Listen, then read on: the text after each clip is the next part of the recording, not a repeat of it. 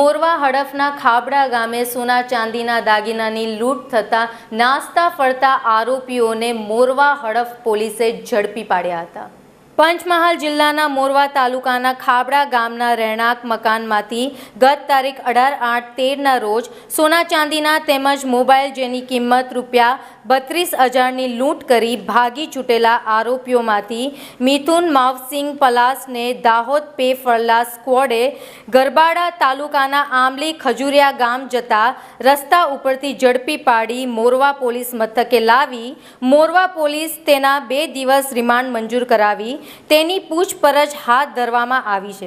જ્યારે મિથુન માવસિંગ પલાસ પોલીસથી બચીને નાસ્તો ફરતો હોવાથી તેને પણ ઝડપી પાડવાના ચક્રો ગતિમાન કર્યા છે। એવું પણ મનાઈ રહ્યું છે કે આ લૂંટારુઓએ લીમખેડા શહેરા તેમજ અન્ય જગ્યાએ પણ લૂંટમાં સંડોવાયેલા હોવાની આશંકા છે। મોરવા પોલીસ સ્ટેશન મથકની હદમાં ખાબડા ગામે ગઈ તારીખ 18/8/13ના રોજ એક રહેણાંક મકાનમાંથી સોના ચાંદીના ઘરેણાં તેમજ